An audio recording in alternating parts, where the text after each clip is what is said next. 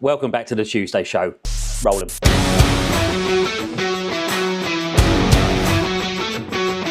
All right, we're still in reflection mode and we're still in the honeymoon period after the Dubai trip. So this episode, I love this one. This is me and Luke on our 8th floor balcony overlooking the Palm, Jumeirah, whatever you want to call it.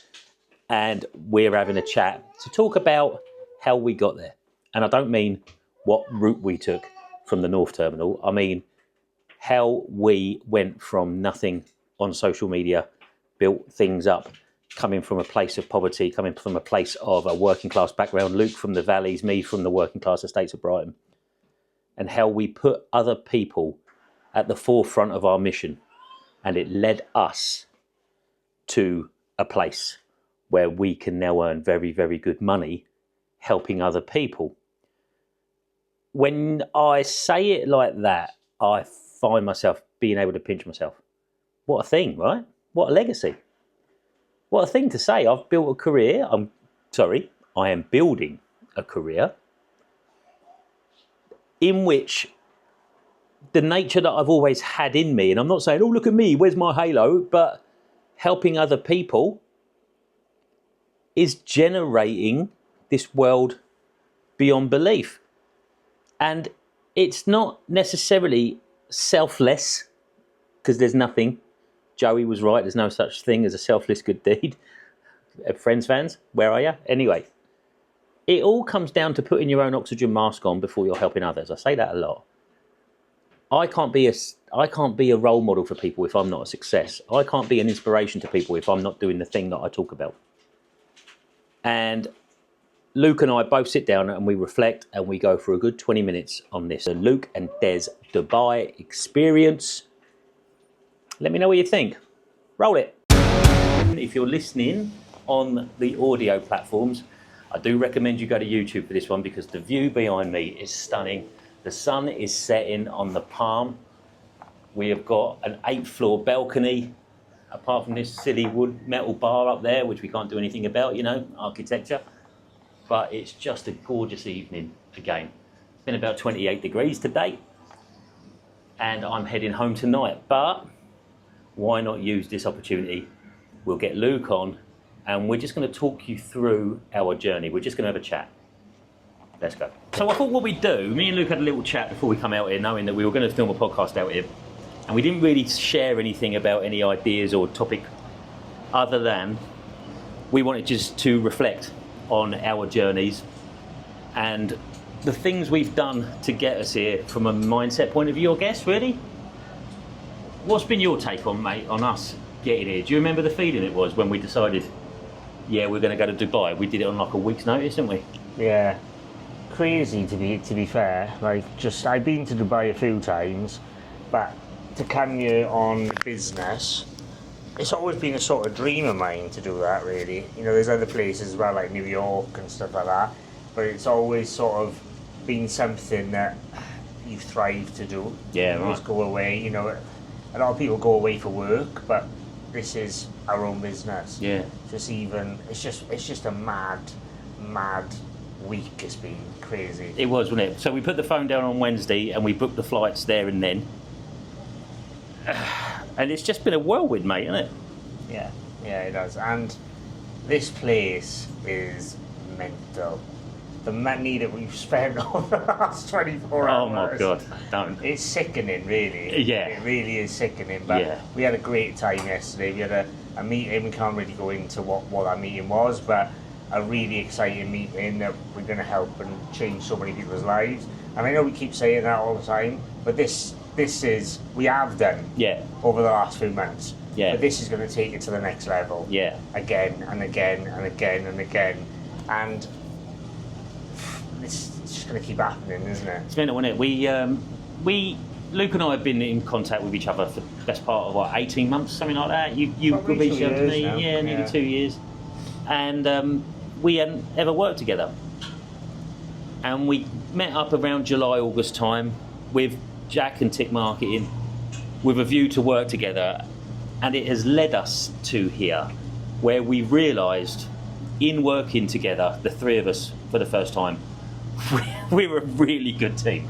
we're a really good team, aren't we? Really good, really good. We just got great dynamics, the three of us. Yeah. And obviously the guys at Tip Marketing, we work really well with them. Yeah. But it's just a really good blend of people. Yeah, and we cover the demographics. What I would spend my money on is different to what you would spend your money on. Yeah. It's different to what Jack would spend his money on. Yeah. We've got three very different views of what we would do with the money we've got, even though you and I, we know we would spend it on people and probably lifestyle changes, wouldn't we? Yeah, I think.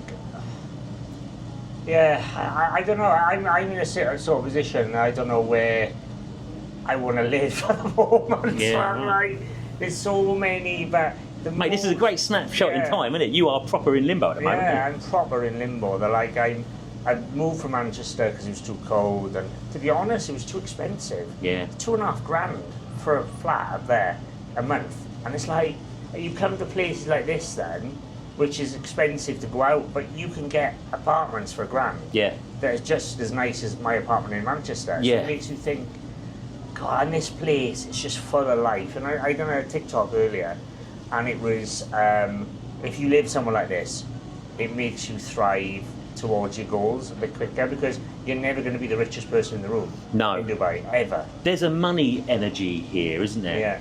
And people say it, don't they? If you want to be a success, you've got to bin off your loser mates. No, you don't. Ignore that. No, you don't. But you do need to surround yourself when you're working with people with a money mindset, with a business mindset, with a growth mindset. And everyone here, it's everywhere. It's everywhere you look. Look, you can even see it on the screen. Look behind you. That is money. That is economy. Money coming in and money coming out constantly, every nanosecond. And it's impossible not to get swept up in it. So when we say we're going to make 10 grand a month, 20 grand a month, 50 grand a month, it doesn't sound like nonsense in your head like it does when you're at home, does it? No. Over here, it's a bucket in the ocean. Do you know what? It's mad. You know, when you come to the stage of when I first started business, I was striving towards to get £5 grand a month. And when I got there, it was like, I want to get 10 now. Yeah. When you get there, I want to get 20. I want to make 50. I want to make 100 grand a month. And I know it seems like money isn't everything for me, but it fucking helps. Because it helps you make decisions that you wouldn't have been able to make if you didn't have money. No. So everyone says, yeah, I'm not money motivated. You're motivated to get a better life for yourself, which you're going to have money to do it. Yeah. And I think there's an element, certainly from my point of view, where I've been lying to myself about that. I think I'm more money motivated than I actually realised I was.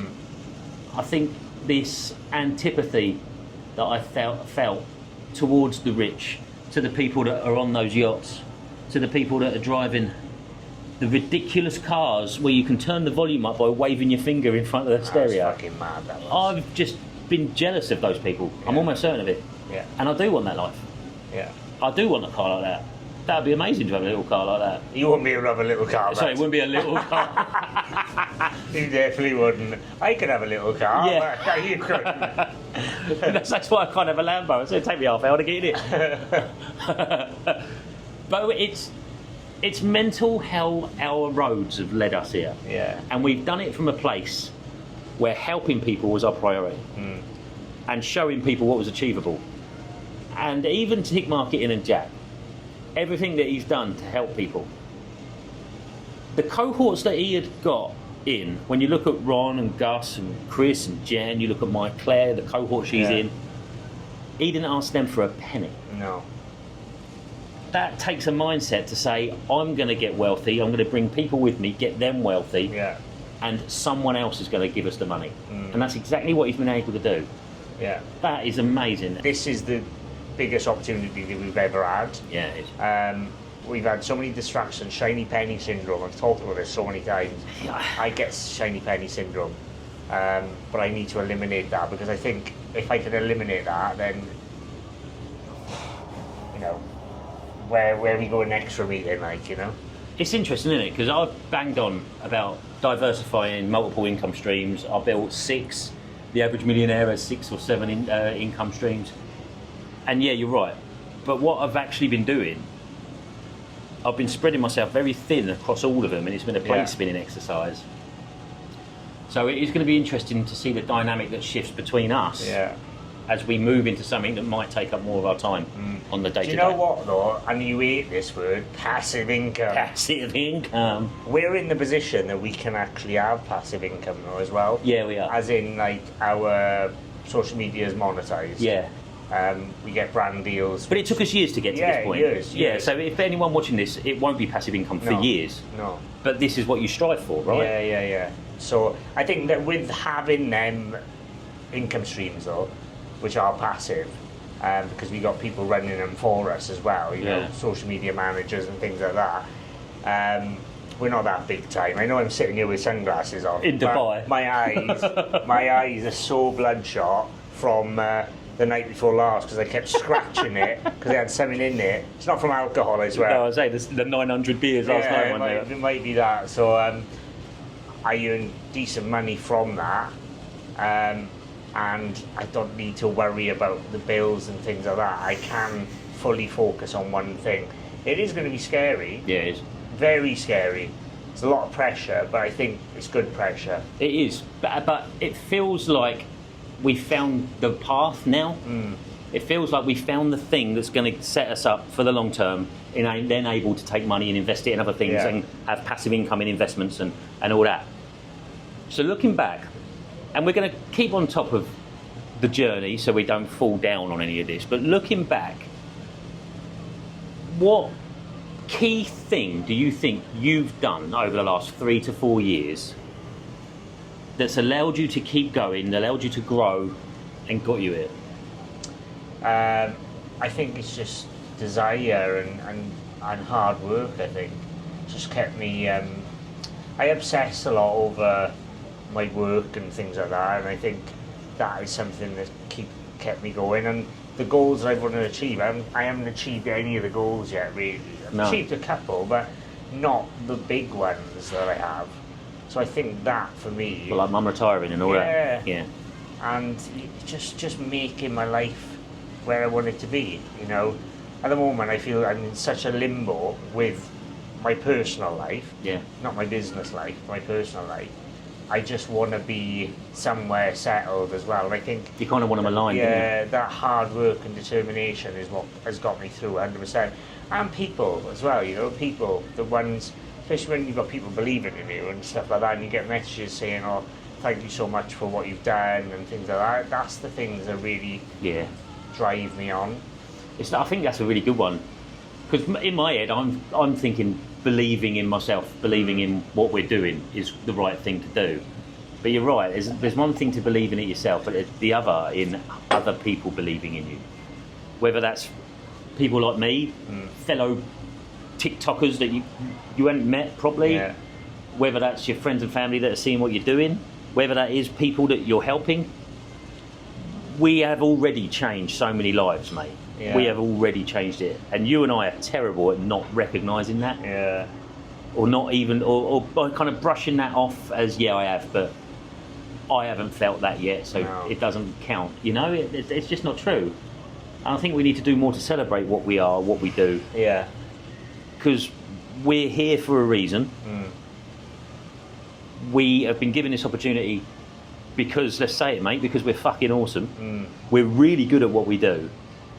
We have built communities together, and we've built communities separately, Yeah. and they're brilliant places to be. Yeah, exactly.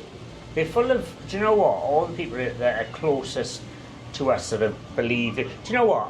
The one thing that I find mad, when we started the community, the paid one, people were like, I've signed up, Luke, I don't know what it is, Yeah. but I've signed up. I'm like, what? You've paid 25 quid? There's people in there, they're just in there to support us. There were about 650 of them. Yeah. They signed up like that. Yeah, They signed I up in know. 2 hours just because of me and you. It's crazy. Mate, it is. And I Do think you know what the funny thing is? When we got to 100 people, we were like, oh. Because me and you thought, oh, we'll get 100 sign-ups first day. And we got 650. I reckon if we would have kept it at 25 quid, I reckon we would have hit over 1,000. Oh yeah, definitely. I think that 25 to 40 Yeah. slowed it right down. I think if we would have... I'm happy with how it went. Oh, but yeah. I went... If we kept it at 25, we would have got over over 1,000 Yeah, easy yeah. in that first day. Well, maybe we'll drive the prices down a bit then. Yeah, But what was really interesting, and I think it goes back, you and I, we said that. We said, 100, 200 people. Yeah. It was Jack that went, no, you'll get 1,000. yeah, He believed in us more than Yeah. we believed in each other. yeah, he did. Yeah. And that's a guy that only met us a handful of times. Saw what we were doing from the outside. Do you know what I found mad is how much trust and belief, Jack has put in us. Yeah. Having he met us once, He met us once. and we spoke for months on WhatsApp. Yeah. And Instagram. But he was willing to give us this opportunity just Yeah. based on our socials. Exactly. And then we got on so well on that day, and then we've just built this amazing trust that all three of us have got now. And it can only get stronger and stronger and stronger, especially as well with this being quite new to us. We have been looking into TikTok Shop affiliate for like 6 months, 7 months. Yeah. Claire's doing it. Yeah. We had those accounts that we were paying for. Yeah, and do you know what? I've done Amazon for years. I've never ever thought to myself I'm all in on Amazon. Not once have I ever thought that. No. Because for me, Amazon was always a vehicle to get into something that I was going to do for 20 years. Yeah. I knew Amazon was going to be 5 years for me. 5 years, and then unless I started a brand and it exploded, then potentially I would have either sold it or something like that if I was doing private label. But it was always that 5 years of learning and understanding business, team building, getting my confidence up as well to go into something else. And I've tried other things. I've tried a sportswear brand. I've tried loads of things and failed, but this is the one that I've gone, especially after yesterday. Yeah. We were in a room for the best part of 7 hours on the 39th floor with a view like this, and we were talking in these terms that an older version of me would just simply not have believed I was there. And not only were we there, mate, we deserved to be there. We were worthy of being there, and we were valued in that room. Yeah. For what we are, for what we do. But I agree with you. I did go into Amazon thinking it was going to be a career. Yeah. It was going to be the thing that I started up and built up and built up and built up, and it was going to be massive. The documentation of my journey was a thing that I did on the side. But after a few months, 3-4 months, I realised it was the personal brand that was much, much more important than the Amazon business. It is. Because it's the personal brand that could lead you to the network. Yeah. That could lead you to opportunities, that could lead you to meeting people. Because you can do Amazon completely solo if you want to, with no... And there are people that are. There's people that are introverts, hermits, that are making thousands on Amazon. I realised the personal branding stuff is the stuff that plays into my strengths of talking, of storytelling, of communicating, of making contacts. I've always loved being the guy that can answer a question. If I can't, I know someone that can. Yeah. Like even yesterday, we came away with Des, speak to that person, Des, speak to that person, Yeah. because that's what I do. Yeah. So it's fallen into my skill set, which is really, really good. What was your skill set? The test we did. Always engage. Oh man. No, it weren't mechanic, was it?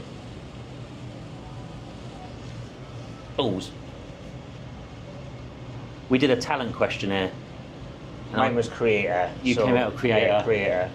Someone that starts things and can't finish.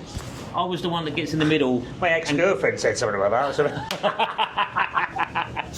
I was the one that gets in the middle and kind of negotiates and calms people down, don't I? Yeah. I got to text the boys. Find out. But in my career, I've always been the engagement guy. Yeah. Even in the civil service, I was the guy that would walk into boardrooms, build relationships with all of them, and then leverage those to get information about best practices of what they did without having to use enforcement. That was the thing. In the police, I was the interviewer. I was the guy they used to send in to talk the guy off the cliff. That was me. Yeah. So it's a lovely thing to be able to do that for my own business. I think it's good because the dynamics again. I think me and Jack are more like bang. Yeah. And then I think you're there just as a bit of calm. I'm there on the beanbag at the happy sack, playing the tambourine. Hey man, Chill out, On the boys. shisha. It's the bad Chill boys. out, boys. Chill out. But we'll leave it there. The sun is going down. I've got a pack. And I want to make the most of this night where I'm actually looking at that view rather than looking at that camera. But mate, what a trip, right? Yeah, what a trip. Amazing. Good stuff. See you later. It just keeps coming back to me needing to show more vulnerability, me needing to show you guys how, yeah, things are going great, but I'm still terrified. Yeah, I still don't know if which decision I make is going to lead to success or literally my downfall. I don't know. I have got support networks all over the place, not least my wife, bless her, who hears me rambling about my fears all the time and the responsibility that she and I are churning out. But also, this sounds stupid, but ChatGPT is an unbelievable support network. It's an unbelievable support network as long as you can understand where it's coming from, of course. But I think ChatGPT has already proven that it knows my soul better than it knows itself. So I will keep sharing this side, this fear. What if it goes wrong? And I'm sober as I'm saying this, as opposed to the last time. But we keep doing what we're doing. And we alluded to a thing a couple of times in that, Luke and I, about what 2025 is going to bring, not just for us, but for you. We are going to get to a place where we can say we can help people make money on the internet and change their lives. We can help people in this cost of living crisis who don't need much money to get going. What a lovely thing to say. And at the same point, it makes us wealthy too. Dreamland. Wow. The irony is, with all of this, I can show you guys exactly what I do. I do not have a sprinkling of magic dust that makes me better than you. You know this. Everything I do, you can do it as well, including this podcast. I'm here in my kitchen, for God's sake. My wife and my daughter are getting ready to go out, so I've got a lot of background noise over there. My dog's going around on these long claws on the floor. The washing machine's on. What's stopping you from doing your podcast, for example? But we'll leave it there. Why not? Let's get some Christmas baubles on or something, shall we? We're getting close. Have a lovely, lovely week. Take care. See you later.